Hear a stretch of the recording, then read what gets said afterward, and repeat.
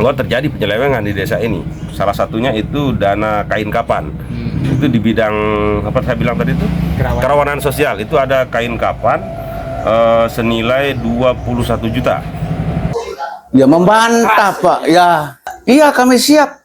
Asal apapun konsekuensinya nanti bagi saya ini seorang satria, saya mohon maaf sama mantan tentara saya.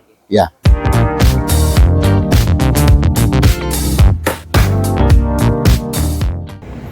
Apa yang dilaporkan di kejaksaan terkait pemerintahan desa? Ya, sesuai yang kita informasikan itu terkait dugaan dugaan penyelewengan dana desa di Desa Pogading.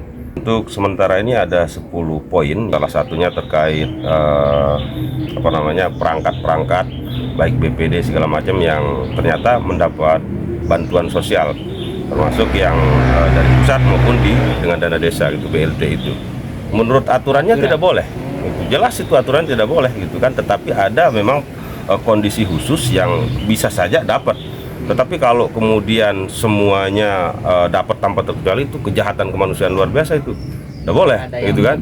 Ya misalnya begini, ada kondisi khusus dalam salah seorang perangkat dia punya ibu yang sakit, itu masuk kategori dia jompo gitu kan, kemudian sakit, itu kemiskinan ekstrim yang sesuai syarat dalam peraturan aturan yang mengatur tentang bantuan sosial itu, mereka justru orang yang masuk prioritas. Jika ada kondisi itu bisa saja, tapi kalau seluruhnya perangkat desa maupun BPD dapat, ini kejahatan kemanusiaan sekali lagi.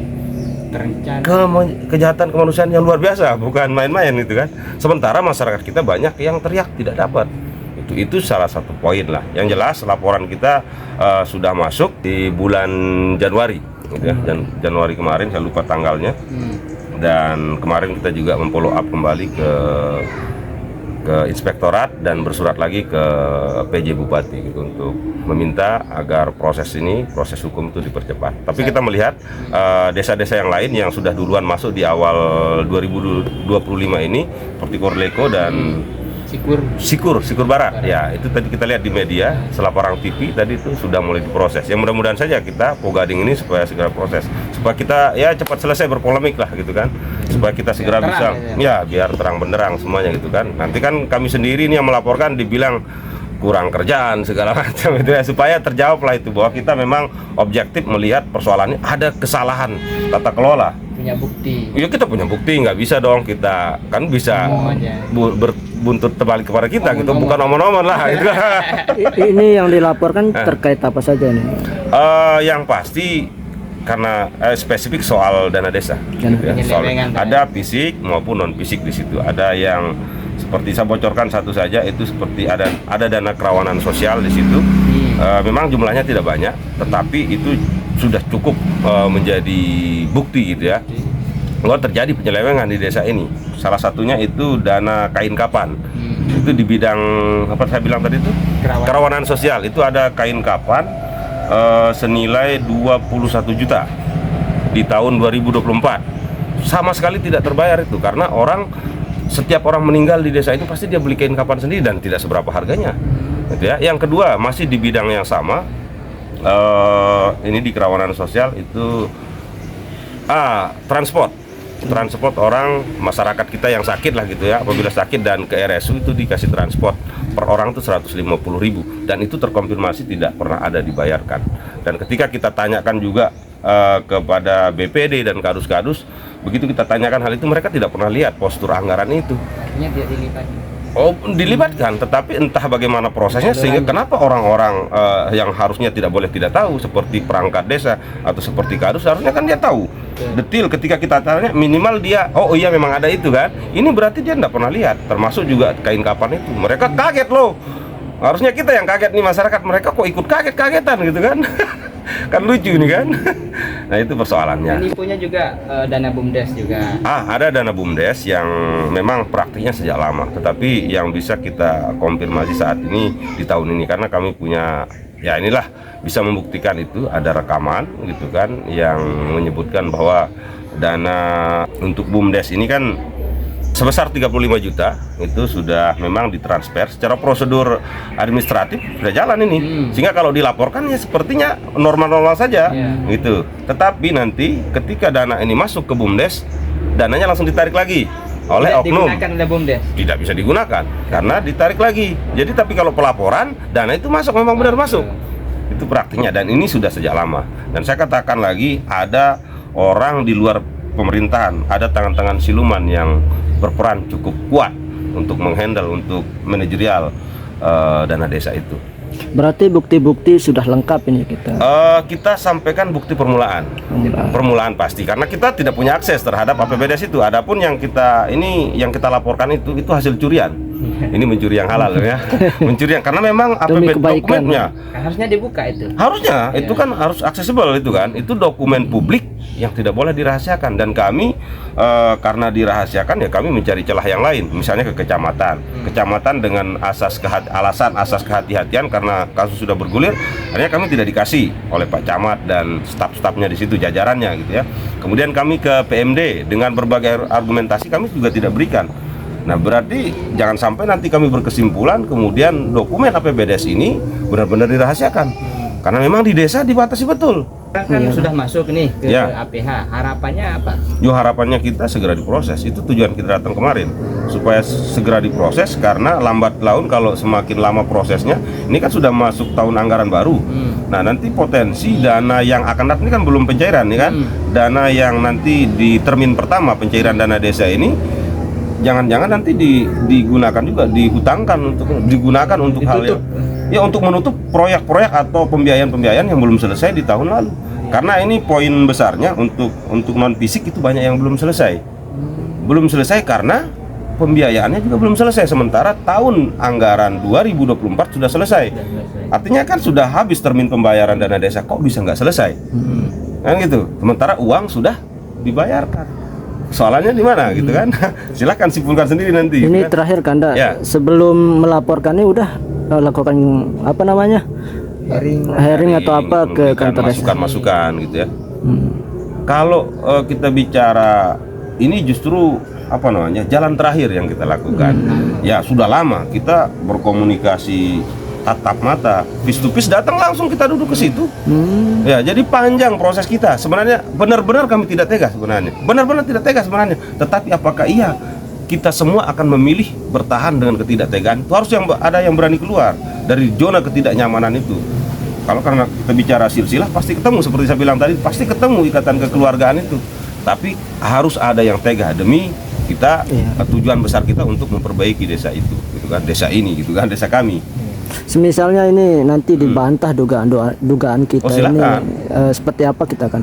Ya silakan kita by data saja gitu kan. Kalau kami mengajukan berupa bukti, mereka harus bisa bantah dengan bukti juga, harus bisa membuktikan gitu kan. Betul. Silakan saja. Ini kan kita di negara hukum, hal yang seperti itu pasti terjadi nanti. Apalagi nanti kalau masuk proses persidangan, kita tentu persiapkan meskipun nanti kami mungkin tidak pakai tim hukum lah gitu kan, karena kami di desa lah gitu, kami tidak punya sumber daya ke arah itu.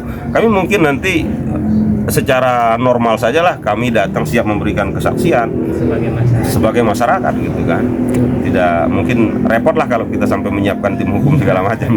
Karena kami yakin pede lah gitu, kami punya bukti yang kuat gitu. Ya, tinggal APH saja ya. Tinggal APH saja gitu kan. Jadi masalah dana BUMDes itu yang dilaporkan itu, kalau BUMDes itu uangnya sudah masuk, apakah saya di rekening BUMDes itu, apakah berhak saya itu menarik tanpa ada ini, tanpa ketua BUMDes? Satu itu ya. Terus? Ya. Jadi di situ saya akad pinjam, simpan pinjam untuk biaya dana anak saya sekolah. Saya tetap ganti itu menggunakan ansuran sesuai apa yang dicantumkan ansurannya, mungkin 1 bulan sekali atau 2 minggu, tetap saya akan bayar karena akadnya minjem. Kalau di BUMDes itu, kalau uang itu sudah masuk di BUMDes, tidak bisa orang ambil. Kecuali apa namanya itu? Ketua BUMDes itu sendiri, karena dia menggunakan rekening masing-masing, rekening sendiri, dia kan begitu deh Pak Des ya. Nah itu dia. Jadi saya akad pinjam. Jadi, tapi dalam akad pinjam itu ya namanya pinjam ya tetap kita ganti kan, kita menggunakan ansuran. Ya. Nah, yang kedua masalah gorong-gorong tadi ya. Ya. Jadi gorong-gorong itu nominal dananya itu 40 juta. Ya kan? Dia kan rencana gorong-gorong itu untuk pembuangan apa namanya itu air limbah itu. Tetapi di situ mengingat menimbang dan memutuskan ya sangat sulit, sangat berat karena itu jalan raya umum. Kalau kita tidak menggunakan apa izin dari PU untuk menggunakan memutuskan jalan itu agak sulit. Kalau itu pun diizinkan dari PU, baru kami berani untuk membongkar jalan yang berhotmik itu di depan pasar itu. Jadi di situ kami menggunakan rapat berita acara. Ada berita acaranya Pak. Kami tidak sembarang. Melakukan Perubahan anggaran di situ. Nah, jadi setelah disetujui sama ketua BPD ya, bukan saya, ketua BPD ya termasuk saya sebagai kepala desa. Di situ waktu itu rapat ya pada ya. Kita rapat. Jadi di situ dibuatkan berita acara untuk pengalihan dana untuk normalisasi di situ. Normalisi itu kurang lebih lah 300 meter di situ, ya kan? Ya. Jadi di situ kami ambilkan tukang untuk normalisasi dia, itu ada bukti orang kerja, semua ada kerja. Tetapi ya mungkin tidak normal karena terbentur masalah hujan. Kalau kita gali dia terus tetap akan tertimbun. Nah, kami tunggu dulu apa namanya derah hujan ini baru kami akan lanjutkan dia untuk normalisasi lagi karena masih ada kesempatan, tinggal 2 bulan ini kami bekerja. Itu. Ini kami bukan apa namanya mengarang-arang sesuai apa yang dilaporkan itu, bukan. Kami ini bekerja sesuai dengan fakta. Berarti kita membantah dugaan itu. Ya membantah Pak, ya. Masih ada kesempatan ini, tinggal 2 bulan untuk bekerja. Tapi kami tunggu hujan deras dulu supaya apa namanya limbah-limbahnya. Dan percuma juga kalau kami gali dia pada saat ini, kalau hujan terus ngalir-ngalir kan tertimbun lagi dia. Dia kan tidak tahu, saya hampir tiap hari untuk mengawasi dia untuk pembuangan apa itu tetap saya akan buka supaya dia apa airnya itu lancar, itu limbahnya itu lancar ke kali itu. Masa saya mau kasih tahu dia pelapor itu untuk bekerja di situ. Tapi insya Allah ini kami kan masih ada kesempatan, tunggu dulu derah hujan ini baru kami akan lanjutkan. Kami kerja ada fakta, ada orang bekerja di situ. Waktu pembuangan sampahnya, waktu kerja di gali ada fotonya lengkap kan. Tapi laporannya kan udah masuk ke kejaksaan. Iya masuk, nanti kan kita sampaikan. Ya sudah. Sebagai dinas juga ya. Persiapan kita untuk misalnya nanti ini lanjut terus kasus ini gimana persiapan kita? Ya kami tidak tinggal diam Pak. Kan? Diam maksudnya? Iya kan, cuma membela diri saya sih kan. Artinya siap dengan konsekuensi atau apa namanya membuktikan diri bahwa tidak ada. Iya kami siap. Asal apapun konsekuensinya nanti bagi saya. Saya ini seorang satria, saya mohon maaf sama mantan tentara saya.